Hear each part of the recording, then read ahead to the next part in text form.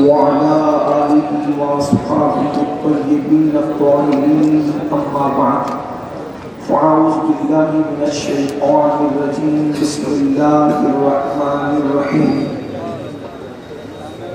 الذي خلق الموت والحياة ليبلوكم أيكم أحسن عملا صدق الله العظيم غوث اعظم بمنی بے سر و سامان مدد قبلہ مدد کعبہ ایمان مدد انتظار کرم تست منی عینی یا اے خدا جو خدا بینو خدا دا مدد بگیردہ بے غلا افتاد کشتی وہی فانو شکستہ تو خشکی وہاں کی خواجہ عثمان ہارون مدد کن یا معین الدین چشکی مدد کن یا معین الدین چشکی مدد کن یا معین الدین چشکی منبر پر رونق افروز سرمایہ اہل سنت آبروب خاندان برکات گل گلزار برکاتیت حضور سیدی سندی آقائی و مولائی ڈاکٹر سید امین میاں صاحب قبلہ مدد اللہ العالی زید سجادہ استان عالیہ مانیہ مطہرہ مخدوم گرامی قدر حضرت علامہ سید امان میاں صاحب قبلہ مدد اللہ العالی استاذ العلماء سراج الفقہاء محقق اعظم حضرت علامہ مفتی نظام الدین صاحب قبلہ مدد اللہ العالی و ذوی احترام ذوی احتشام باصفا علماء کرام حاضرین محفل السلام علیکم ورحمۃ اللہ وبرکاتہ انتہائی احترام و عقیدت کے ساتھ اپنے اور ساری کائنات کی مرکز عقیدت انیس سے بے کساں چارہ سازی درد مندہ ہم غریبوں کے غمگسار اور فقیروں کی ثروت شہر یال ارم تاجدار حرم نوبہار شفاعت شب اسرا کے دولہا نوشہ بزم جنت دانائے سبل مولائے کل ختم الرسل خسرو خوباں سیاح لامکہ وجہ کل فقاں در اللہ المکنون سر اللہ المخزون عالم ما کانا وما یکون آبوں گلے انبیاء جانو دل اسفیاء مطلع ہر سعادت مقتع ہر سیادت خلاصہ کائنات فخر موجودات حضور احمد مجتبی محمد مصطفیٰ ارواحنا فدا صلی اللہ تعالی علیہ وآلہ وصحبہ وبارک وسلم کی بارگاہ بے کس پناہ میں جس طریقے سے پڑھاؤں بلند آواز سے میرے ساتھ مل کر پڑھیں الصلاة والسلام علیک یا رسول اللہ الصلاة والسلام علیک یا نبی اللہ الصلاة والسلام علیک یا حبیب اللہ وعلى آلك وأصحابك يا نور الله صلى الله تعالى عليك وسلم دن لہو میں کھونا تجھے شب صبح تک سونا تجھے شرم نبی خوف خدا یہ بھی نہیں وہ بھی نہیں رزق خدا کھایا کیا فرمان حق تعالیٰ کیا شکر کرم ترس سزا یہ بھی نہیں وہ بھی نہیں اور ڈر تھا کہ عصیاں کی سزا اب ہو گیا روز جزا دی ان کی رحمت نے سزا یہ بھی نہیں وہ بھی نہیں آج کی یہ محفل علم و ادب کی سرزمین علی گڑھ کی سرزمین پر حضور سیدی امین ملت کی سرپرستی میں تعلیم اسلام کانفرنس کے حوالے سے انعقاد پذیر ہے آیہ کریمہ کے جس حصے کی تلاوت کی میرا اللہ اس کے متعلق مجھے حق کہنے اور آپ تمامی خواتین و حضرات کو حق سن کر اس پر عمل کرنے اور اسے عام کرنے کی توفیق عطا فرمائے۔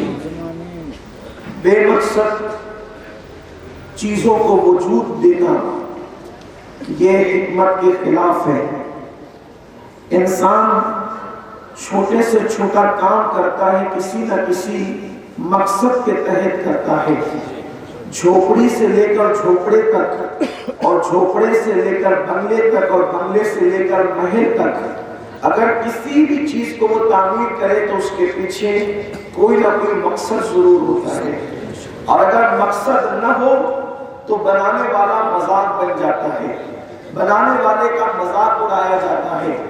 حیرت کی بات یہ ہے کہ جب کوئی انسان جو چھوٹا سا دماغ رکھتا ہے وہ کوئی کام بے مقصد نہیں کرتا، تو وہ اللہ جو احکم الحاکمین ہے، اس نے اتنی وسیع و عریض کائنات کے اندر سب سے بہترین مخلوق کو، جسے اشرف المخلوقات کہتے ہیں، بے مقصد کیوں کر پیدا کیا ہوگا؟ میرے آقا صلی اللہ علیہ وآلہ وسلم کے دیوانوں، بہت لمبی چوڑی کوئی گفتگو کرنی نہیں ہے، اس لیے کہ آپ بہت دیر سے بیٹھے ہوئے ہیں، لیکن ایک بات آپ سوچیں کہ اللہ تبارک و تعالیٰ نے اپنی تخلیق کا شاہکار بنا کر حضرت انسان کو پیدا کیا۔ اللہ نے اتنا بڑا آسمان بنایا، کن فرما کر بنایا، اتنی بڑی زمین کا فرش بچھایا، کن فرما کر کے۔ اللہ تبارک و تعالیٰ نے اتنے بڑے بڑے سمندر پیدا کیے، کن فرما کر کے۔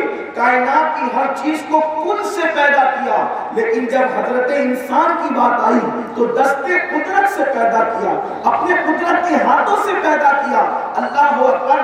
جو رب کی تخلیق کا شاہکار ہے، جس کے سر پہ تاج کرامت رکھا، چار چار قسمیں اٹھا کر جس کے حسن کو بیان کیا، والتین والزیتون وطور سینین وہذا البلد الامین لقد خلقنا الانسان فی احسن تقویم، جس کے حسن کو بیان کرنے کے لیے چار چار قسمیں اٹھائی جاتی ہے، اس حضرت انسان کی عظمت کا کوئی اندازہ کر سکتا ہے؟ جس کے سر پر کرامت کا تاج سجایا اور فرمایا لقد کرمنا بنی آدم، ہم نے انسان کے سر پہ تاج کرامت رکھا۔ اللہ اکبر!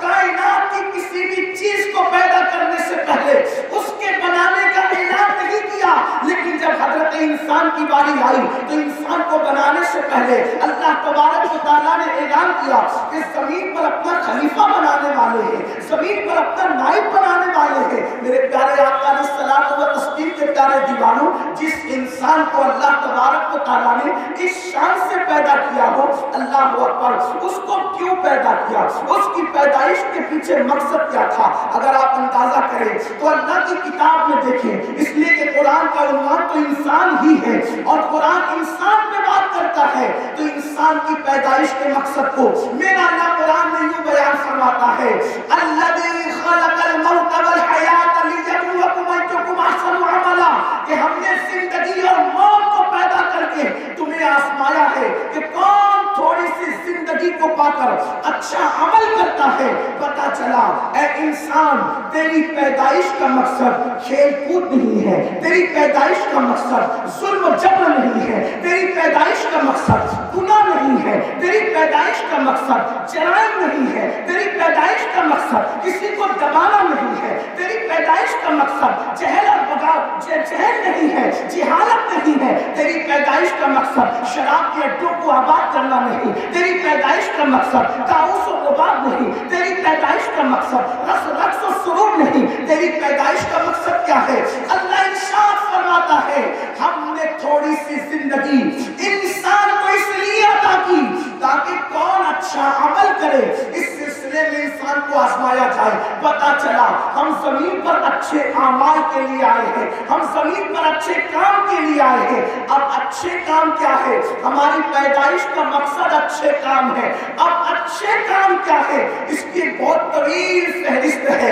لیکن ایک بات آپ کو بتانا چاہتا ہوں، اچھے اور برے میں تمیز کرنے کے لیے سب سے پہلی چیز کی ضرورت ہے روشنی اور نور۔ اور وہ کون سی روشنی ہے جس کی بنیاد پر انسان اچھے اور برے میں تمیز کرتا ہے، اچھے اور برے میں فرق کرتا ہے؟ تو میرے آقا صلی اللہ علیہ وآلہ وسلم فرماتے ہیں العلم نور، کہ علم نور ہے۔ پتا چلا انسان اگر اچھے اور برے میں تمیز کرنا چاہے، نفع اور ضرر میں تمیز کرنا چاہے، اللہ اکبر، فائدے اور نقصان میں تمیز کرنا چاہے تو پہلے اس کو علم کی طرف بڑھنا ہوگا. اسی لیے اللہ کے حبیب غیب کا نبی صلی اللہ علیہ وآلہ وسلم نے 23 سال کی قلیل مدت کے اندر شرق سے لے کے غرب تک جو انقلاب برپا کیا تھا وہ علمی انقلاب تھا. اللہ کے حبیب صلی اللہ علیہ وآلہ وسلم نے لوگوں کو جو ہے علم عطا فرمایا, اور وہ قوم جو نمک اور کافور میں فرق نہیں کر سکتی تھی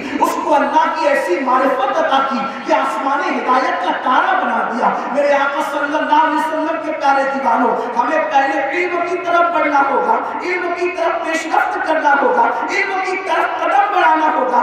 آج آپ کو بتاؤں, اگر علم نہ ہو تو انسان کسی کا شکار بھی ہو جاتا ہے, علم نہ ہو تو انسان گمراہ بھی ہو جاتا ہے, علم نہ ہو تو انسان جو ہے اللہ اکبر کبھی کبھی علم نہ ہونے کی وجہ سے ایمان بھی کھو دیتا ہے. یاد رکھیے آج اللہ اکبر اس دنیا کے اندر بہت سارے لوگ موجود ہیں اور اللہ علم نہ ہونے کی وجہ سے نوجوانوں کو گمراہ کیا جا رہا ہے. میرے پیارے آقا صلی اللہ علیہ وسلم کے پیارے دیوانوں, آگے میں آپ کو بتاؤں, آج کل قرآن اور حدیث کی بات اکثر لوگ کرتے ہیں, لیکن میری قوم کے جوان جب قرآن اور حدیث کا حوالہ سنتے ہیں تو وہ متاثر ہو جاتے ہیں, اس لیے کہ ان کے پاس علم نہیں ہوتا.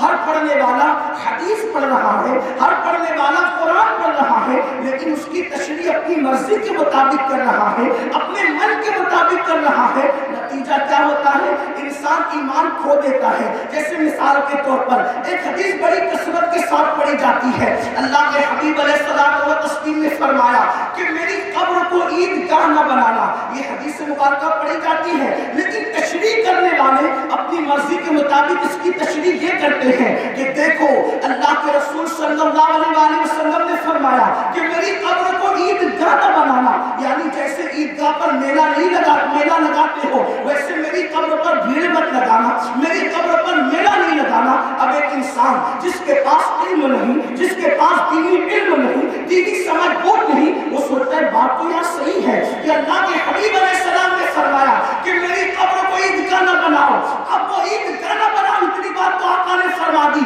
لیکن بعد میں جو جوائن کیا جا رہا ہے مخمل میں ٹاٹ کا پیغام کہ مطلب یہ کہ عیدگاہ پر جیسے بھیڑ لگاتے ہو, جیسے میلہ لگاتے ہو ویسے مت لگایا کرنا. لیکن حیرت کی بات یہ ہے کہ مسجد نبوی شریف میں تو آج سے نہیں بلکہ اللہ اکبر صدیوں سے 5 وقتہ نمازوں میں لاکھوں کی تعداد میں لوگ موجود رہتے ہیں. تو اگر یہ حدیث کی یہ تشریح مان دی جائے تو معاذ اللہ جو ہے وہ کیا حالات ہوتے ہیں اور کیسے معاملات ہوتے ہیں. لیکن آؤ امام عشق و محبت کی فکر میں جب ان کے مسلک پر چلنے والا انسان اس حدیث کی تشریح کرتا ہے تو کتنے خوبصورت انداز سے کرتا ہے کہ قرآن مقدس کی آیت کی تشریح اس میں آ جاتی ہے اور دیگر حدیث کے مضامین کو اس کی تصدیق کرنے لگتے ہیں. دیکھو حدیث تو یہ ہے نا کہ میری قبر کو عیدگاہ نہ بنانا, لیکن اس کا معنی بیان کرنے والے نے کچھ کیا. عشق و محبت میں ڈوبا ہوا انسان کہتا ہے نادان, یہاں بھیڑ لگانے سے منع نہیں کیا گیا. اگر بھیڑ لگانے کی بات آئے گی تو وہاں تو ہمیشہ بھیڑ لگی ہوئی ہے. 70,000 فرشتے صبح آتے ہیں تو شام تک رہتے ہیں, شام کو آتے ہیں تو صبح تک رہتے ہیں. کوئی رہے نہ رہے لیکن وہاں تو فرشتے موجود رہتے ہیں, انسان موجود رہتے ہیں, منتوں کی بھیڑ لگی رہتی ہے. پھر اس کا مطلب کیا ہے؟ فرمایا جا رہا ہے کہ میری قبر کو عیدگاہ مت بنانا. یعنی متقی سے متقی انسان جو 5 وقت کی نماز پڑھتا ہے, جو تہجد پڑھتا ہے, جو اشراق بھی پڑھتا ہے, وہ چاشت بھی پڑھتا ہے, 13, 14, 15 کے ایام 20 کے روزے بھی رکھتا ہے, 3 اور جمعرات کے روزے بھی رکھتا ہے, جس کے تقویٰ پہ سب انسانوں کا اتفاق ہے, اس سے پوچھو کہ وہ سال میں عیدگاہ کتنی مرتبہ جاتا ہے. پوچھ لو وقت کے قطب اعظم سے, وقت کے مفتی اعظم سے, وقت کے فقیہ اعظم سے کہ 5 مرتبہ مسجد میں جا کے تکبیر اولیٰ سے نماز پڑھنے والے تو کتنی مرتبہ عیدگاہ جاتا ہے سال میں؟ تو متقی سے متقی انسان کہتا ہے صرف 2 مرتبہ, تیسری مرتبہ کوئی نہیں جاتا. تو گویا فرمایا جا رہا ہے غلاموں میری قبر کو عیدگاہ مت بنانا. جیسے عیدگاہ میں 2 مرتبہ جاتے ہو ویسے 2 مرتبہ مت آیا کرنا. جب موقع ملے تب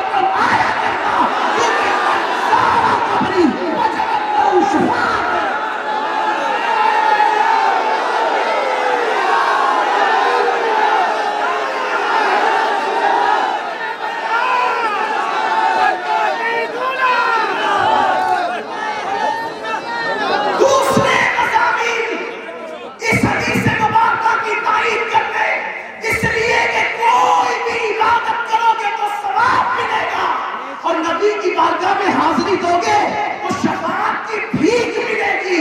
من زار قبری وجبت له شفاعتی. اب بتاؤ علم کتنا ضروری ہے. اگر آج ہمارا جوان لٹ رہا ہے, آج ایمان کا سودا ہو رہا ہے, وجہ یہ ہے کہ اللہ اکبر ہم علم سے کوسوں دور ہیں. بڑی معذرت کے ساتھ میں یہ نہیں کہتا آپ سے کہ کمپیوٹر نہ سیکھو, میں یہ نہیں کہتا آپ سے کہ ڈاکٹر نہ بنو, یہ نہیں کہتا آپ سے کہ ٹیچر نہ بنو, وکیل نہ بنو. میں کہتا ہوں سب بنو, لیکن تعلیم اسلام کانفرنس میں آنے والوں کچھ اسلام کی تعلیم بھی تو حاصل کر لو, کچھ دین کی تعلیم بھی تو حاصل کر لو.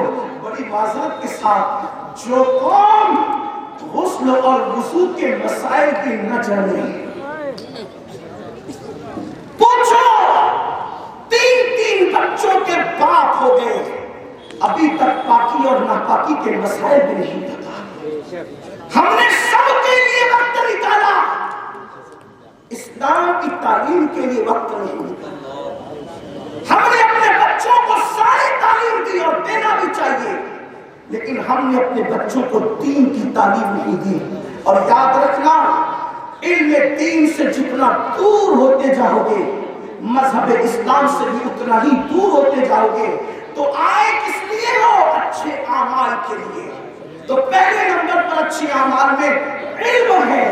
علم حاصل کرو, ہر علم, لیکن پہلے دین کا علم حاصل کرو, علم دین حاصل کرو.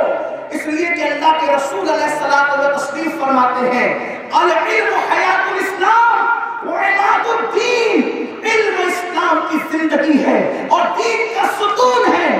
آؤ عہد کریں گے کہ ہم خود بھی علم دین حاصل کریں, اپنے بچوں کو بھی علم دین حاصل کروائیں. لیکن یاد رکھنا, ساتھ ساتھ علم دنیا بھی. ہم تو لوگوں کو یہ کہتے ہیں مسلمانوں, آج سے 2 صدیاں پہلے جو اس ہندوستان کا ماحول تھا وہی ماحول ہمیں پھر سے ہندوستان میں لانا ہے. آپ کہیں گے کون سا ماحول تھا؟ ہم کہتے ہیں ماحول یہ تھا کہ ہندوستان کی عدالتوں میں ظہر کی اذان سے پہلے جو لوگوں کے فیصلے کیا کرتا تھا, اذان ظہر کے بعد وہ مصلی امامت پر نظر آتا اور لوگوں کو نماز پڑھایا کرتا تھا.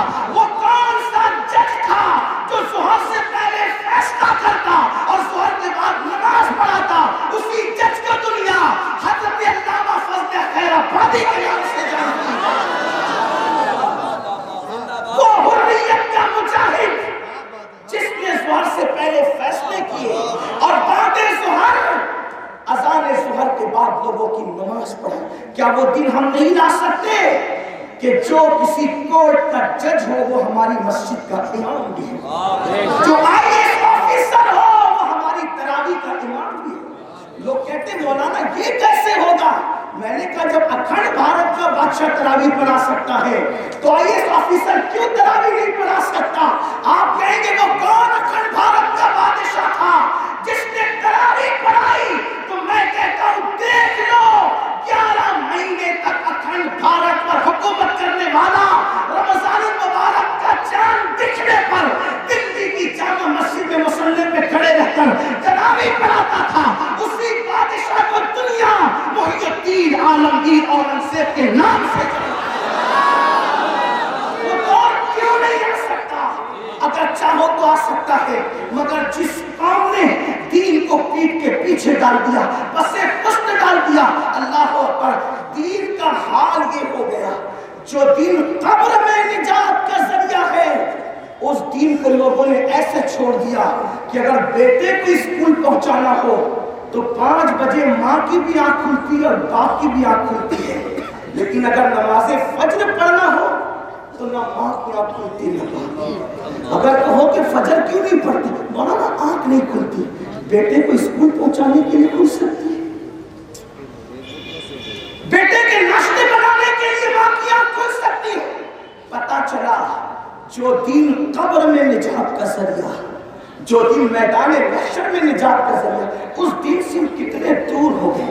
تو اچھے کام کے لیے آئے تھے. اچھے کام میں پہلا کام ہے علم. اور میں تو کہتا ہوں کہ ہر علم, آپ کہیں گے ہر علم, کہتا ہوں بس بات اتنی ہے دل محبوب کو دے دو. ہر علم میں جلوہ محبوب نظر آتا ہے, ہر علم بناتے ہیں. میں بات لمبی نہیں کروں گا لیکن بات آپ سے دیکھو علم جیومیٹری ہے. حالانکہ میں جیومیٹری کا بہت زیادہ جاننے والا نہیں ہوں لیکن اتنا تو ہم نے بھی پڑھا ہے کہ جیومیٹری کے علم میں ایک ضابطہ ہے دائرہ بنانے کا اور اس کا طریقہ یہ ہے کہ پرکار سمجھتے ہیں آپ کے بھی پرکار ہی کہتے ہیں. پرکار جس کا کانٹا آپ رکھتے ہیں اور اس کے بعد پینسل رکھتے ہیں اور اس کو گھما کر آپ پورا دائرہ بناتے ہیں. جیومیٹری کے ماہرین کہتے ہیں دائرہ بنتا کیسے؟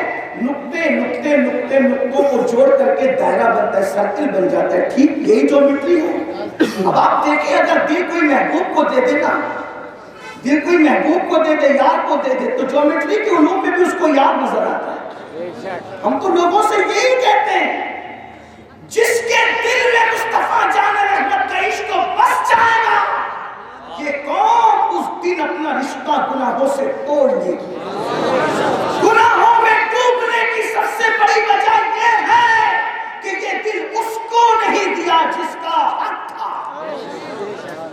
دل بادشاہ کو دے دو. یہ دل جسم انسانی کا بادشاہ ہے اور وہ دلدار اللہ کی پوری مخلوق میں پوری کائنات کا بادشاہ ہے. خالق کل نے آپ کو مالک کل بنا دیا. دونوں جہاں ہے آپ کے قبضہ و اختیار ہے. بادشاہ کو دے دو, بادشاہ کے حوالے کر دو. آپ کہیں جیومیٹری میں محبوب کیسے نظر آیا؟ میں نے کہا دل میں عشق ہو. کہتے ہیں نا کہ زلیخا کو ہر جگہ یوسف کا جلوہ نظر آتا تھا. میں کہتا ہوں اتنی فنا ہو گئی تھی کہ ہر جگہ ان کو جلوہ یوسف نظر آتا تھا. اگر عشق اپنے پاس بھی ہو ہر جگہ محبوب نظر آئے گا. مٹ جائے گے خودی تو وہ جلوہ کہاں نہیں. میرے امام نے کہا مٹ جائے گے خودی تو وہ جلوہ کہاں نہیں. اللہ اکبر. جیومیٹری میں محبوب کیسے نظر آئے؟ نقطوں کو مل کر دائرہ بنتا ہے. امام نے اتنا مشکل مسئلہ اس دائرے کے ذریعے سے سمجھایا. لوگوں نے سوال کیا کہ رسول اللہ کب پیدا ہوئے, کب دنیا میں آئے اور گئے کہاں, اول کون آخر کون. جو اول ہوتا ہے وہ آخر نہیں ہوتا, جو آخر ہوتا ہے وہ اول نہیں ہوتا. لیکن میرے امام نے فرمایا کہ تم اول آخر کی بحث میں الجھے ہوئے ہو. ارے نادان, قرآن حدیث میں نظر نہ تھی تو نہ تھی, کم سے کم جیومیٹری کا علم ہی دیکھ لیتا. فرماتے ہیں کمال ان کا کہ جھوٹے نقطوں تم اول آخر کے پھیر میں ہو. محیط کی جان سے تو پوچھو کدھر سے آئے کدھر گئے. اگر دل میں محبوب بس جائے تو ہر جگہ پھر محبوب ہی نظر آتا ہے. لیکن یہی کہتے پہلے دل ان کو دے دو, پھر سائنس سیکھو, جیومیٹری سیکھو, ریاضی سیکھو, جغرافی سیکھو, ہر جگہ پھر محبوب ہی محبوب نظر آئے گا. ہر جگہ جلوہ یاد نظر آئے گا. آپ کو بتاؤں امام اہل سنت نے تو علم موسمیات کے میں بھی محبوب کو تلاش کیا.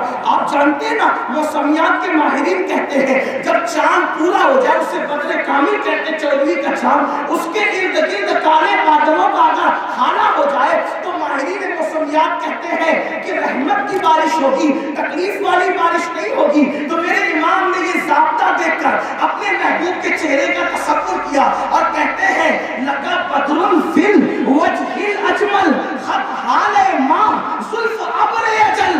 تو نے چندن چندر پرو کنڈل رحمت کی پھلن برسا جاتا. علم موسمیات میں بھی محبوب کا جلوہ نظر آئے. تو بات کہنے چلا تھا پہلی چیز اچھی عمل کے لیے علم کی طرف پیش رفت کرو. دوسری چیز عمل. اس لیے کہ عمل کے بغیر علم و وبال ہے, مصیبت ہے. عمل کی طرف آؤ. ہم علم کی طرف جاتے ہیں لیکن عمل کی طرف نہیں. بڑی معذرت کے ساتھ تقریر سننے کے لیے ہزاروں لوگ جمع ہو جاتے ہیں لیکن تقریر پر عمل کرنے کے لیے کتنے جمع ہوتے ہیں؟ پورے ہندوستان میں ہزاروں لوگ جمع ہیں. کیا سننے کے لیے؟ نماز پر گفتگو سننے کے لیے. کیا سننے کے لیے؟ عشق مصطفیٰ پر گفتگو سننے کے لیے. کیا سننے کے لیے؟ غوث اعظم کی صداقت سننے کے لیے. لیکن جتنے سننے کے لیے جمع ہوتے ہیں کیا اتنی عمل کے لیے بھی جمع ہوتی؟ نہیں، عمل کی طرف، اس لیے کہ صرف علم اگر ہوگا اور عمل نہیں ہوگا تو مصیبت ہے، اس لیے عمل کی طرف دیکھیے کیا عمل تھا صحابہ کرام کا، تابعین کا، تبع تابعین کا، اولیاء کاملین کا۔ ہم کہتے زیادہ ہیں کرتے کم ہیں، وہ کہتے کم تھے کرتے زیادہ تھے، اسی لیے ان کی زبانوں میں تاثیر تھی۔ آج ہم کہتے کہتے گلا بٹھا لیتے ہیں۔ ہم چند لوگوں کو حیرت ہے، ہم اتنی زندگی میں محنت کر کے چند لوگوں کو نمازی نہ بنا سکے، اور غریب نواز نے 90 لاکھ کو کلمہ پڑھا کر ایمان کی دولت عطا فرمائی۔ عمل کیسا تھا؟ خواجہ قطب الدین بختیار کاکی کہتے ہیں ایک مرتبہ میں سرکار غریب نواز کی بارگاہ میں پہنچا تو دیکھا کہ گھٹنوں میں سر رکھ کے رو رہے۔ میں نے پوچھا حضور کیوں رو رہے؟ کہا بابا میں تو 30 سال سے ہی اسی طرح روتا رہتا ہوں، جب تنہائی میں ہوتا ہوں تو روتا رہتا ہوں، میں نے آسمان کو نہیں دیکھا۔ وجہ یہ ہے کہ ایک مرتبہ نماز کا وقت تنگ ہو رہا تھا، سفر میں تھا، میں نے جلدی جلدی وضو کیا اور وضو کر کے نماز پڑھی تو نماز میں وہ لذت نہیں آئی جو مجھے ملا کرتی تھی۔ جب میں نے مراقبہ کیا، معلوم کیا کہ لذت کیوں نہیں آئی، تو پتہ چلا کہ داڑھی میں خلال کرنا مصطفیٰ جان رحمت کی سنت ہے، وہ سنت مجھ سے جلد بازی میں چھوٹ گئی۔ اب اس خوف سے میں رو رہا ہوں 30 سال سے، اگر قیامت میں اللہ نے مجھ سے پوچھ لیا کہ تو نے میرے محبوب کی سنت کو کیوں ترک کیا تھا تو میں اللہ کی بارگاہ میں جواب کیا دوں۔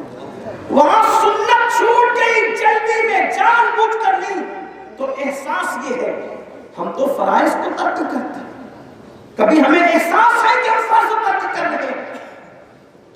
فقیہ ابو اللیث سمرقندی رحمۃ اللہ علیہ فرماتے ہیں اللہ کے رسول صلی اللہ علیہ وآلہ وسلم نے فرمایا کہ جس نے جان بوجھ کر صحت کی عالم میں نماز چھوڑ دی اس سے اللہ بھی بیزار ہے، فرشتے بھی بیزار ہے، انبیاء بھی بیزار ہے، اور میں محمد خود بھی بیزار ہوں۔ جس سے مصطفیٰ جان رحمت بیزار ہو، جس سے اللہ کے انبیاء بیزار ہو، جس سے ملائکہ بیزار ہو، وہ قوم عزت کے ساتھ زمین پر جیے تو کیسے جیے؟ وہ قوم شان سے جیے تو کیسے جیے؟ مجھے بتاؤ 500 کا نوٹ گم ہو جائے تو ہمیں رونا آتا ہے، لیکن کبھی نماز چھوٹنے پر ہمارے ماتھے پہ شکن تک نہیں آتا۔ حدیث پاک کا مفہوم ہے کہ فجر کی 2 سنتیں تمہاری پوری دنیا کی نعمتوں سے بڑھ کر ہے۔ جب فجر کی 2 سنتوں کا یہ عالم ہے تو فرض کا عالم کیا ہوگا؟ لیکن ہم نے اس کی قدر کیا کی ہے؟ اس لیے عمل کی طرف آؤ، اس لیے کہ اللہ رب العزت نے عمل کرنے والوں کا تذکرہ ایمان کے ساتھ ہر مقام پر کیا ہے۔ دیکھ لو آج لوگ کہتے ہیں مولانا لوگ ہم سے محبت نہیں کرتے، نفرت کرتے۔ میں نے کہا کیوں کریں گے نفرت؟ کیوں نہ کریں گے نفرت؟ کیونکہ قرآن نے محبت کے لیے شرط رکھی ہے، ان الذین آمنوا وعملوا الصالحات سیجعل لهم الرحمن ودا، کہ جو ایمان لانے کے بعد نیک عمل کرتے ہیں اللہ ان کی محبت کو لوگوں کے دلوں کے اندر انڈیل دیتا ہے۔ ہم نے عمل کب کیا؟ ابھی موبائل کا تذکرہ ہو رہا تھا، آپ موبائل اٹھا کر کے دیکھیے، داڑیاں بھی خوبصورت تراشی خراشی ہوگی، ٹوپیاں بھی اچھی ہوگی، لیکن موبائل میں مشکل پاسورڈ اس لیے ہوں گے کہ موبائل کی گندگی بیوی سے تک چھپانا چاہتا ہوگا۔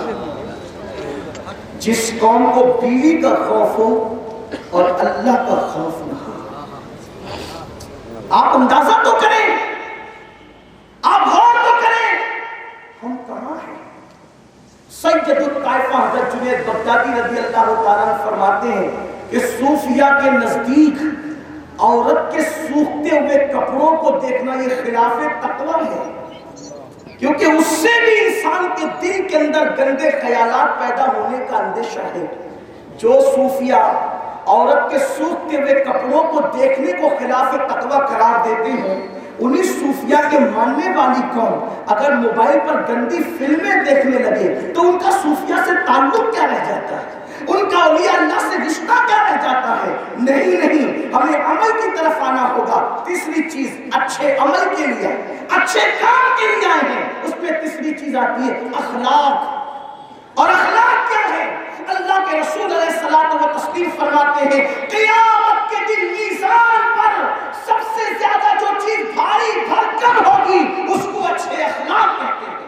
آج اخلاق سے ہم آگے ہیں، ہم نے تو غریب اور امیر میں معاشرے کو بانٹ دیا، گورے اور کالے میں سماج کو بانٹ دیا، چھوٹے اور بڑے میں سماج کو بانٹ دیا۔ لیکن آؤ، اللہ اکبر، صاحب خلق عظیم مصطفیٰ جان رحمت صلی اللہ علیہ وسلم کے اخلاق کریمانہ کیسے تھے؟ اللہ۔ اور یاد رکھنا، جب موڈ میں رہو تو لوگوں سے ہنس کے ملو، اور جب موڈ میں نہ رہو تو لوگوں پہ ناراض رہو۔ اس کو اخلاق نہیں کہتے۔ اخلاق اس کو کہتے ہیں کہ آپ کی طبیعت بن جائے، خوشی ہو یا غم، جو آئے ہنس کے ملو، گورا آئے ہنس کے ملو، کالا آئے ہنس کے ملو، امیر آئے ہنس کے ملو، غریب آئے، یعنی سب کو یکساں رسپیکٹ کرنا۔ اور ہر حالت میں جیسے انسان مثال کے طور پہ اندھیرے میں کھائے یا اجالے میں کھائے، لقمہ منہ میں ہی جائے گا، یہ اس کی فطرت ہے۔ ناک میں نہیں جائے گا لقمہ کبھی، اندھیرے میں بھی ناک میں لقمہ نہیں جاتا، کیوں؟ کیونکہ فطرت ہے۔ تو جیسے لقمہ منہ میں جانا آپ کی عادت بن گئی ہے، ویسے اچھے سے لوگوں سے ملنا اگر آپ کی عادت بن جائے، اسی کو اخلاق کہتے ہیں۔ کبھی کبھار موڈ میں آ کر کے اچھی باتیں کرنا یہ اخلاق نہیں، بلکہ غصے میں فرمایا گیا انسان کو پہچاننا ہے تو اس وقت تو پہچانو جب وہ غصے میں ہو بہت زیادہ، یا بہت زیادہ خوش ہو۔ دیکھو، خوش ہونے والے اپنے گھر کے آنگن میں عورتوں کو نچاتے بھی ہیں، اور غصے میں آنے والے بیوی کو مار بھی دیتے ہیں۔ اس لیے انسان کو پہچاننا ہو تو خوشی اور غمی میں پہچانو۔ اب آپ کو بتاؤں، غم اور خوشی میں پہچاننے کی بات آئی ہے، غصے میں پہچاننے کی بات آئی ہے، تو آئیے مصطفیٰ جان رحمتی کو دیکھ لیں۔ جس کے دندان شہید کر دیے جائیں، جس کے گھٹنے پھوڑ دیے جائیں، جس کو لہو لہان کر دیا جائے، آپ بتاؤ اس کے دل پہ صدمہ کیسا ہوگا؟ لیکن چاروں طرف سے حضور کے صحابہ حضور کی اس کیفیت میں کہتے ہیں حضور جن لوگوں نے آپ کو لہو لہان کر دیا ان کے لیے ہلاکت کی دعا کر دے، دعائیں ذرا کر دے۔ میرے آقا علیہ الصلوۃ والتسلیم کے ہاتھ اٹھتے ہیں تو اللہ اکبر، نظام کائنات لرز لرز کے رہ جاتا ہے۔ جانے دعا نے اب اپنے ہاتھوں کو اٹھا دیا، اب پتہ نہیں جملے کیا ترتیب پائیں گے اور کیا حال ہوگا ان مکے کے کافروں کا۔ لیکن دنیا گواہ ہے، تاریخ گواہ ہے، پشت زمین گواہ ہے، چشم فلک گواہ ہے، جب ہاتھ اٹھتے ہیں تو یوں الفاظ ترتیب پاتے ہیں، اے اللہ میری قوم کو ہدایت عطا فرما، یہ مجھے جانتی نہیں ہے۔ یہ حضور علیہ السلام کو صدمہ دینے کے بعد لوگوں نے سنا، اور جب بہت خوش تھے فتح مکہ کے دن تو جان کے دشمن سامنے کھڑے تھے۔ اس دن کیا ہوا؟ جب غمگین تھے تو کیا ہوا؟ جب خوش تھے تو کیا؟ غمگین تھے تو یہی سنا لوگوں نے اللہ کو ہدایت عطا فرما، اور جب بہت خوش تھے تو کیا سنا لوگوں نے؟ لا تثریب علیکم اليوم، آج تم سے کوئی مواخذہ نہیں ہوگا، چاہو میں نے تم سب کو آزاد کر دیا۔ ہم خوش ہوتے ہیں تو لڑکیوں کو نچاتے ہیں، اور غمگین ہوتے تو لوگ شراب پیتے ہیں، مولانا ٹینشن میں پی لیا تھا۔ نہیں، ہمیں غموں میں بھی حد میں رہنا ہے اور خوشیوں میں بھی حد میں رہنا۔ اخلاق کیا ہے؟ ایک شخص خواجہ نصیر الدین چراغ دہلوی کے پاس آیا مرید ہونے کے لیے، کہا حضور کوئی وظیفہ دیجئے۔ فرمایا بیٹا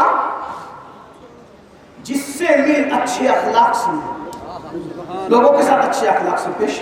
کچھ دنوں کے بعد پھر آیا، حضور آپ نے کوئی وظیفہ نہیں دیا۔ فرمایا وہ جو دیا تھا پہلے اس کو پورا کیا، جو پہلا وظیفہ پورا نہ کرے میں اس کو دوسرا نہیں دے سکتا۔ اور فرمایا بیٹے سن لے، رات بھر عبادت کرنے والا، رات بھر عبادت کرنے والا اور دن کو روزہ رکھنے والا، کثرت سے تلاوت کرنے والا، وہ بہت بڑا نہیں ہے، کیونکہ کثرت سے نفل روزے رکھنا، راتوں کو عبادت کرنا، دن کو روزہ رکھنا، تلاوت کرنا، یہ کام تو کمزور بوڑھی عورتیں بھی کر لیتی ہیں، لیکن اچھے اخلاق سے پیش آنا یہ تو بہت ہمت والوں کا کام ہے۔ اچھے اخلاق سے پیش۔ اب اچھے اخلاق کیا ہے؟ آپ دیکھیے آج ہم کسی کو دیکھتے ہیں تو حسد میں جلتے ہیں، عزت دیکھی تو حسد۔ اب تو سحر جادو کا معاملہ بھی بہت عروج پر ہے، سگے بھائی کا کاروبار اچھا چل رہا ہے تو اس سے حسد، اس کے یہاں بیٹے بیٹے پیدا ہو رہے ہیں تو حسد۔ حد ہے، جس دل میں حسد ہوگا پوچھو اس دل میں ایمان قرار پکڑ سکتا ہے، اس دل میں ایمان نقش ہو سکتا ہے، بلکہ حسد والوں کی تو عبادت ان کے سر کے اوپر بھی نہیں جاتی۔ آئیے ایک بات اخلاق کے حوالے سے عرض کروں کیونکہ جلدی جلدی بات کو مکمل کریں۔ حضور علیہ السلام نے چھوٹے بچوں کا بھی خیال رکھا، سبحان اللہ۔ اخلاق کیسے تھے؟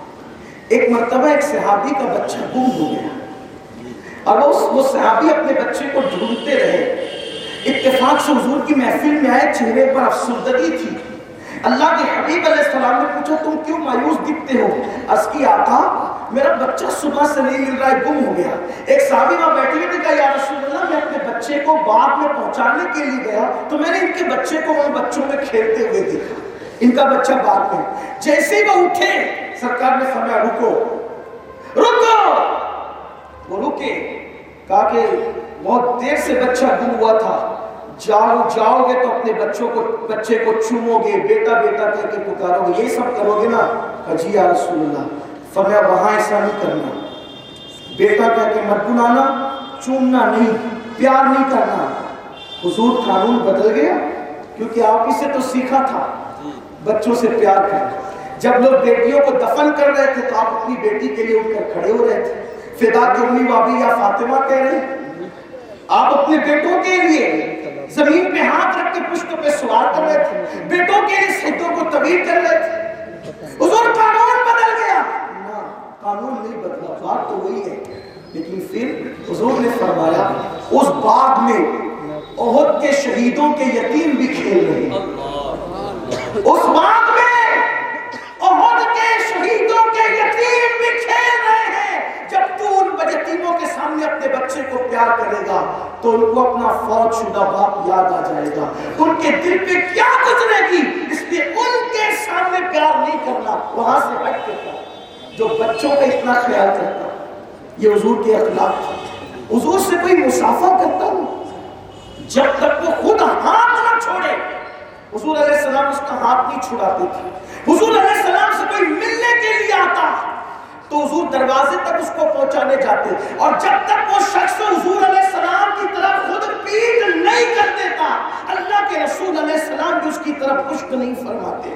جس رسول نے جانوروں کے تک حقوق بتائے، ایک مرتبہ کچھ لوگوں کو دیکھا کہ وہ جانور کی پیٹھ پر بیٹھ کر کے گفتگو کر رہے ہیں تو میرے آقا علیہ السلام نے فرمایا اللہ سے ڈرو، جانور ہے یہ، سواری کرسی نہیں ہے، جتنی دیر تک راستے میں ایک دوسرے سے بات کیا کرو اپنی سواری سے اتر جایا کرو تاکہ تمہارے جانوروں کو اتنی دیر تک کے راحت مل جایا کرے۔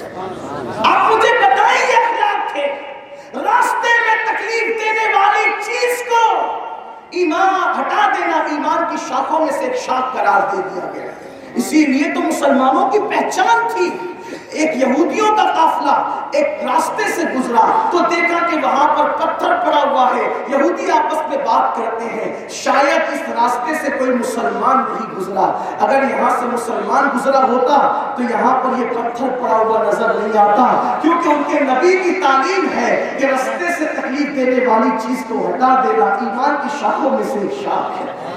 اپنی پہچان کیا تھی؟ ہم راستے میں سے تکلیف دینے والی چیز بھی نہیں رکھتے تھے، ہٹا دیتے تھے، اور آج سب سے زیادہ اتی کرمن اگر کسی کے محلے میں تو مسلمانوں کے محلے۔ آپ دیکھیں راستہ اگر حکومت نے 60 فٹ کا بنایا ہو تو بعد میں 5 سال کے بعد جائیے تو بائک اگر نکل جائے تو خیر ہے، یہ صورتحال ہے، کوئی ڈسپلن نہیں۔ ہم کیا سمجھتے ہیں؟ صرف تسبیح اور مالا جپنے کا نام اسلام، صرف داڑھی اور ٹوپی کا نام اسلام ہے۔ واللہ ہم داڑھی ٹوپی کے مخالف نہیں ہیں، لیکن یاد رکھنا داڑھی ٹوپی سے متاثر کر کے اسلام نہیں پھیلایا گیا، اسلام جس چیز سے پھیلا تھا وہ اخلاق، اس لیے اخلاق کی طرف بڑھو۔ چوتھی چیز اپنے اندر تقوی پیدا کرے، اچھے عمل کی جان ہے تقوی۔ قرآن کہتا ہے وَالْعَاقِبَةُ لِلْمُتَّقِينَ، عاقبت تو پرہیزگاروں کے لیے۔ اچھا یہ بات بھی بتا دو اپنی گفتگو کو سمجھتے، اس کے بعد ایک ہی بات عرض کر کے اپنی بات پوری کر لیں گے کیونکہ وقت بہت زیادہ ہوا ہے، مجھے بھی پوچھنا ہے۔ دو باتیں، ایک یہ تقوی کی اور اس کے بعد کی۔ تقوی، کثرت سے نیکی کرنے والے کو متقی نہیں کہتے، اس کو نیک کہتے، اس کو صالح کہتے، اس کا شمار ابراروں میں ہوتا ہے جو کثرت سے نیکی کرتے۔ متقی کس کو کہتے ہیں؟ متقی کہتے ہیں گناہ سے بچنے والے، متقی کہتے ہیں پرہیزگار کو۔ یاد رکھنا جو نیکی کرے گا پاسبل ہے کہ وہ گناہ بھی کرے، لیکن جو گناہ چھوڑ دے گا وہ صرف نیکی ہی کرے۔ اس لیے اسلام نے کثرت سے نیکی کی بجائے کثرت سے گناہ سے بچنے پر زور دیا ہے۔ اسی لیے آپ دیکھیں جہاں جہاں ولیوں کی پہچان بتائی گئی، نیک کہہ کے نہیں بتائی گئی بلکہ پرہیزگار کہہ کے۔ متقی کا مطلب پرہیزگار۔ پرہیزگار کس کو کہتے ہیں؟ بچنے والے۔ آپ کے گھر کوئی دعوت میں آتا ہے تو آپ کیا پوچھتے ہیں؟ آپ کھانے سے کچھ پرہیز تو نہیں کرتے، مطلب کچھ کھانوں سے بچتے تو نہیں آپ؟ بچنے والے کو تو پرہیزگار کہتے ہیں۔ اور متقی کا معنی، ایک معنی پرہیزگار بھی بتایا گیا۔ تو قرآن نے جہاں جہاں اللہ کی دوستی کی بات کی وہاں نیکی کی بات نہیں کی، تقوی کی بات۔ حالانکہ ہر متقی نیک ہوتا ہے لیکن ہر نیک متقی نہیں ہوتا۔ دیکھیں آپ قرآن کہتے ہیں لا خوف علیہم ولا هم يحزنون، اللہ کے جو ولی ہیں ان کو خوف اور غم نہیں۔ کیوں؟ الذین آمنوا وکانوا یتقون، کہ وہ ایمان والے اور پرہیزگار ہیں۔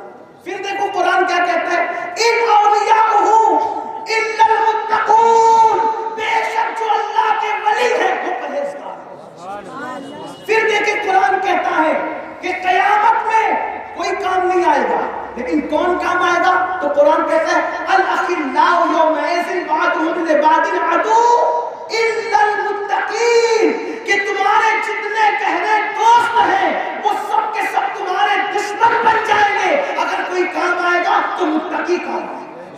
اب آپ میں سے میں پوچھنا چاہتا ہوں جب متقی قیامت کے دن کام آئیں گے، اسی لیے تو ہم کہتے ہیں کہ غوث اعظم بھی کام آئیں گے اور غریب نواز بھی کام آئیں گے، کیونکہ لوگ متقی ہیں اور غوث اعظم امام متقی والنقاء میں امام کہتے ہیں۔ غوث اعظم امام متقی والنقاء جلوہ شان قدرت لاکھوں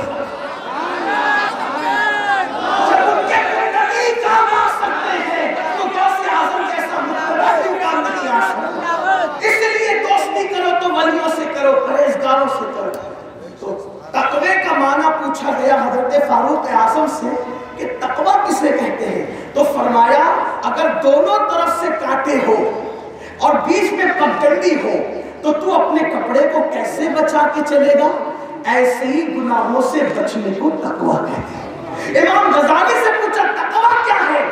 فرمایا جس چیز کو اللہ نے ناپسند کیا اللہ تجھے وہاں نہ دیکھے، اور جس چیز کے کرنے کا حکم دیا وہاں سے اللہ تجھے غائب نہ پائے، اس کا نام تقوی ہے۔ تقوی کیا تھا؟ ایک بات یاد آئی، کیا تقوی تھا؟ اللہ اکبر، ہم کہاں اور تقوی کہاں؟ کتنے متقی لوگ تھے اور وہ اہل تقوی گئے الا ماشاءاللہ ڈھونڈیے، آپ ان کو انگلیوں پہ گن سکتے ہیں جو اہل تقوی ہیں۔ امام اعظم ابو حنیفہ ایک جنازے میں تشریف لے گئے، ہمارے امام الائمہ سراج الامہ کاشف الغمہ سیدنا نعمان بن ثابت امام اعظم ایک جنازے میں گئے، دھوپ میں کھڑے ہیں، تقوی دیکھو، دھوپ میں کھڑے ہیں، جنازہ تیار ہو رہا ہے۔ کسی ماننے والے نے کہا حضور دھوپ ہے سائے میں آ جائے، آپ نے فرمایا نہیں، دھوپ میں کھڑے حضور سائے میں آ جائے۔ فرمایا یہ جس کے گھر کا سایہ پڑ رہا ہے نا اس نے مجھ سے قرضہ لے رکھا ہے، میں ڈرتا ہوں کہ اگر میں نے اس کے گھر کے سائے کا نفع اٹھا لیا تو کہیں یہ سود میں شمار نہ ہو جائے، اس لیے میں اس کے گھر کے سائے میں کھڑا نہیں رہنا چاہتا۔ حالانکہ ایسا نہیں ہے، لیکن دیکھو یہ تقویٰ ہے. اللہ اکبر. آئیے تقوی کی بات آئی تو پھر میں اپنے امام کا ذکر کروں. اللہ اکبر. آج تو پان کھایا, جہاں چاہا پچکاری لگا دی, پیشاب لگی, کار سے اترے, بائک سے اترے, جہاں چاہا کھڑے کھڑے پیشاب کر دیا. یہ آج حالات ہے. آؤ امام اعظم ابو حنیفہ راستے سے جا رہے, جوتوں گندگی لگ گئی. تو فطرت ہے جب انسان کے جوتوں میں کوئی چیز لگے تو اس کو پیر مار کے جھٹکتا ہے. جیسے ہی پیر مار کے جھٹکا وہ گندگی اڑی اور کسی دیوار پہ پڑ گئی. مٹی کی دیوار تھی, دیوار پہ پڑی. امام نے سوچا اب کیا کروں, اگر دھوتے تو مٹی بہتی ہے, نکالتے تو مٹی نکل آتی, دیوار میں عیب ہوتا ہے. آپ نے دروازے پہ دستک دی.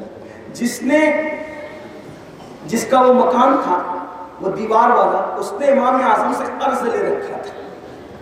یہ بھی ایک حیرت انگیز بات ہے. مسلمانوں کا امام لوگوں سے قرض لیا نہیں کرتا تھا, لوگوں کو قرض دیا. آج کل تو یہ کہا جاتا ہے کہ اسلام تو غریبوں کا مذہب ہے, غریب بن کے رہو, مفلس بن کے رہو. پتہ نہیں کیا فکر دینا چاہتے ہیں قوم کو. میں کہتا ہوں رسول اعظم سے لے کر امام اعظم تک, اور امام اعظم سے لے کے غوث اعظم تک, اور غوث اعظم سے لے کر مجدد اعظم تک, مجھے بتائیں نا کون غریب نظر آتا ہے؟ غریب اس معنی میں مفلس, ارے جس رسول کو اللہ نے مالک جنت بنایا, یہ تو اللہ نے بنا دیا. لیکن حضور علیہ السلام نے ایک ایک منگتے کو جنگل بھر بھر کے بکریاں عطا کی. دیہاتی یہ کہتے ہوئے گیا, لوگوں اگر مالدار ہونا چاہتے ہو تو محمد کا کلمہ پڑھ تو وہ مالا مال کر دے. قربان میں ان کی بخشش پر مقصد بھی زبان پر آیا نہیں, بھی مانگے دیا اور اتنا دیا دامن میں ہمارے سمایا نہیں. میرے قریب سے در قطرہ کسی نے مانگا, دریا بہا دیے ہیں, تربے بہا دیے ہیں. میری قوم کے جوانوں مالدار بنو, دیندار بنو, اس لیے کہ غربت کبھی کبھی انسان کو کفر تک لے جاتی ہے. دنیا ہمیں اس لیے غریب کرنا چاہتی ہے تاکہ وہ ہمارے ایمان کا سودا کر سکے, ایک ہاتھ سے روٹی دے, دوسرے ہاتھ سے ایمان چھین سکے. اس لیے کہ آپ کے قافلے میں اب کوئی بلال نہیں ہے کہ وہ چابک برداشت کر کے احد کی صدا لگائے گا. جو قوم گانوں کی دہلیز پر ایمان کا سودا کر دے, وہ روٹی پر ایمان کا سودا کیوں نہ کرے گی؟ اس لیے مالدار بنو تاکہ ایمان کی حفاظت کر سکو. کوئی اس نیت سے مالدار بنتا ہے کہ میں اپنی اولاد کو محتاجی سے بچاؤں گا, ایمان کی حفاظت کروں گا, تو اس کا مال کمانا بھی عبادت میں شمار ہو. غوث پاک اتنے مالدار تھے کہ کئی ملکوں تک آپ کا مال تجارت جاتا. امام اعظم اتنے مالدار تھے کہ جس دن آپ پھل خرید کے لاتے تھے, اس دن کوفہ کے علماء کے یہاں بھی آپ پہلے پھل بھیجتے تھے. کوئی غریب آدمی تو یہ نہیں کر سکتا. تو آپ سے کہتا ہوں کہ ذرا اس طرف بھی اسٹڈی کریں. رہی بات غریب کا کیا معنی ہے, کیا مفہوم ہے, ایک الگ عنوان ہے, اس پہ کبھی بات ہو سکتی ہے, لیکن اتنا ضرور کہوں گا. امام سے اس نے قرضہ لیا تھا. اس نے جب امام کو دیکھا تو کہا حضرت میں قرض لوٹا دوں گا. تو کہا آج میں قرضہ لینے نہیں آیا. کافر کہ میری جوتی سے تیری دیوار گندی ہو گئی ہے, تو میں اس لیے آیا ہوں کہ جتنا قرضہ تو نے لیا وہ سب میں تجھے معاف کرتا ہوں. تیری دیوار میں جو عیب پیدا ہو گیا تو مجھے معاف کر دے. یہ تقویٰ تھا, یہ پرہیزگاری تھی. لیکن آج کہاں رہا. اور آخری بات, اچھے عمل کے لیے آئے ہیں. اچھے عمل کا پہلا زینہ توبہ ہے. جب تک اپنے گناہوں سے توبہ نہیں کرتے اس وقت تک اچھے عمل کے زینے پر نہیں چڑھتے. پہلا زینہ اچھے عمل کا توبہ. اللہ اور بندے کے درمیان تعلق پیدا کرنے والی چیز توبہ. گناہوں سے ہجرت کا نام توبہ, اللہ کی طرف پلٹنے کا نام توبہ. اور توبہ کے دروازے کھلے ہیں. انسان کتنا ہی بڑا مجرم, کتنا ہی بڑا پاپی, کتنا ہی جرم کر لے, اگر وہ سچے دل سے میرے اللہ کی بارگاہ میں توبہ کر لے تو اللہ اس کے گناہوں کو معاف کر دیتا ہے. حضرت سیدنا نظام الدین اولیاء محبوب الہی فرماتے ہیں متقی کا, میں نے بھی متقی بیان کی, متقی کا نامہ اعمال اور توبہ کرنے کا نامہ اعمال دونوں برابر برابر ہوتا ہے. توجہ کریں جملے پر. فوائد الفواد میں حضرت محبوب الہی کے محفوظات میں ہے کہ توبہ کرنے والے کا نام اعمال اور متقی کا نام اعمال دونوں برابر ہوتا ہے. کسی نے پوچھا وہ کیسے؟ فرمایا متقی کے نام اعمال میں گناہ نہیں ہوتے اس لیے کہ اس نے گناہ کیا نہیں، اور تائب کے نام اعمال میں گناہ اس لیے ہوتے ہیں کیا تو تھا مگر توبہ کرنے کی وجہ سے سارے گناہوں کو مٹا دیا. اس لیے اب ہم اور آپ متقی تو ہیں نہیں، لیکن متقیوں کے جیسا نام اعمال بنانے کے لیے بہترین طریقہ کیا ہے کہ اللہ کی بارگاہ میں سچی توبہ کریں. اس کی بارگاہ میں لو. ایک دن ام المومنین سیدہ عائشہ صدیقہ نے پوچھا یا رسول اللہ، آپ حدیث پاک کا مفہوم ہے کہ نیک لوگوں کو بے حساب جنت میں جانے کی بشارتیں تو ملی ہیں کہ کوئی یہ عمل کرے گا تو بے حساب جنت میں جائے گا، کوئی یہ عمل کرے گا تو بے حساب جنت میں جائے گا، کوئی یہ عمل کرے گا تو بے حساب. یا رسول اللہ نیکوں کو بے حساب جنت میں جانے کی بشارت ملی، کیا کوئی گنہگار بھی بے حساب جنت میں جا سکتا ہے؟ دیکھو کتنی خوبصورت بات پوچھی ام المومنین. یا رسول اللہ کوئی گنہگار بھی کیا بے حساب جنت میں جا سکتا ہے؟ وہاں تو کرم کا دریا بہتا تھا، وہ تو نہایت سستا سودا بیچ رہے ہیں جنت کا، ہم مفلس کا مول چکائے اپنا ہاتھ خالی ہے. ام المومنین نے پوچھا آقا کوئی گنہگار کیا بے حساب جنت میں جا سکتا ہے؟ تو میرے آقا فرماتے ہیں ہاں، جو گنہگار رات کی تاریکی میں تنہائی میں اپنے گناہوں کو یاد کر کے اللہ کے خوف سے روتا رہے، اللہ اس گنہگار کو بے حساب جنت میں داخل فرمائے گا، اس سے کوئی حساب نہیں لیا جائے گا. پیسوں کے گم ہو جانے پہ رونے والوں، دوستوں کی جدائی پہ رونے والوں، کسی کی موت پر رونے والوں، کبھی اپنے گناہوں کو یاد کر کے بھی آنسو بہانو. میرے آقا مصطفیٰ جان رحمت صلی اللہ علیہ وسلم فرماتے ہیں اللہ کے خوف سے اگر کسی کی آنکھ سے مکھی کے سر کے برابر بھی آنسو نکل جاتے ہیں تو اللہ اس کے وجود پر جہنم کی آگ کو حرام کر دیتا ہے. میرے آقا نے ایک مقام پر فرمایا کہ اللہ کو دو قطرے بہت پسند ہے، ایک تو گنہگار کی آنکھ سے نکلنے والا اللہ کے خوف سے نکلنے والا آنسو، دوسرا شہید کے خون کا قطرہ. اللہ کے حبیب علیہ السلام نے شہید کے خون کے قطرے کو بعد میں بیان کیا، گنہگار کے آنسو کو اللہ کے رسول نے پہلے بیان کیا. اور گنہگاروں کے آنسو کیا ہے؟ امام غزالی حدیث پاک نقل کرتے ہیں جب قیامت کا دن ہوگا اور جہنم کی آگ لوگوں کی طرف بڑھ رہی ہوگی، لوگ کہیں گے اے آگ تجھے نمازوں کا واسطہ رک جا، تجھے روزوں کا واسطہ رک جا، تجھے صدقے کا واسطہ رک جا، لیکن وہ آگ بڑھتی جائے گی، وہ آگ نہیں رکے گی. میرے آقا علیہ السلام فرماتے ہیں پھر میں جبریل کے ساتھ آؤں گا اور آنے کے بعد جبریل کے ہاتھ میں کٹورا ہوگا، اس کٹورے میں پانی ہوگا، اس کا پانی لے کر میں جہنم کی آگ کو چھڑک دوں گا تو وہ جہنم کی آگ بجھ جائے گی اور وہ واپس لوٹے گی. تو میں جبریل سے پوچھوں گا جبریل یہ کون سا پانی تھا جس کی وجہ سے جہنم کی آگ بجھ گئی؟ وہ جبریل عرض کریں گے یا رسول اللہ یہ کوئی پانی نہیں بلکہ آپ کے گنہگار امتیوں کے آنسو تھے جو گناہوں کو یاد کر کے اللہ کے خوف سے نکلا کرتے تھے. آج کے دن کے لیے فرشتوں نے اسے اٹھا رکھا تھا. اللہ اکبر، یہ گنہگاروں کے آنسوؤں کی اہمیت ہے. اقبال نے کہا تھا لیکن میں اس کو تھوڑا سا تبدیل کر کے احتیاط کے ساتھ عرض کرنا چاہتا ہوں. اقبال نے تو یہ کہا تھا موتی سمجھ کے لیکن میں تھوڑا سا تبدیل کر کے موتی بنا کے شان کریمی نے چن لیے قطرے جو تھے میرے انفعال کے شرمندگی کے قطروں کو شان کریمی نے موتی بنا کر اٹھا لیے. آؤ سب کے لیے رو کر دیکھا، ذرا رب کے لیے بھی رو کر دیکھو، سب سے وفا کر کے دیکھا، ذرا میرے اللہ سے بھی وفا کر کے دیکھو، سب سے رشتے جوڑ کے دیکھا، ذرا میرے اللہ سے بھی رشتہ جوڑ کر دیکھو. ارے وہ کتنا پیار کرتا ہے، 70 ماؤں سے زیادہ بلکہ کروڑوں ماؤں سے زیادہ وہ اپنے بندوں سے پیار کرتا ہے. جب صبح ہونے والی ہوتی ہے تو صبح ہونے سے پہلے رحمت کی چادر پھیلا کر کہتا ہے کوئی اپنے گناہوں سے توبہ کرنے والا ہے، کوئی رات کا پاپی تاکہ وہ معافی माफी मांगे और सुबह होने से पहले पहले मैं उसको माफ कर दूं। और दिन के गुनहगारों के लिए शाम के वक्त गुरूब आफ्ताब को चादर फैला करके रहमत की कहा जाता है कोई दिन का पापी जो गुरूब होने से पहले पहले माफी मांग ले तो मैं उसको माफ कर दूं। आइए अल्लाह की तरफ रुजू हो जाइए। अल्लाह ने हमें अच्छे काम के लिए बहुत थोड़ी सी उम्र देकर भेजा है, कुछ अच्छे काम कर ले। नहीं कुछ कर सकते ना, किसी मुसलमान को देख के मुस्कुरा सकते हैं, मुस्कुरा लो। मेरे आका फरमाते इस पर भी अल्लाह सदक़े का सवाब अता फरमाता। नहीं कुछ कर सकते ना, कम से कम लोगों से प्यार की बातें कर लो। आका फरमाते अच्छी बात करना सदक़े के बराबर है।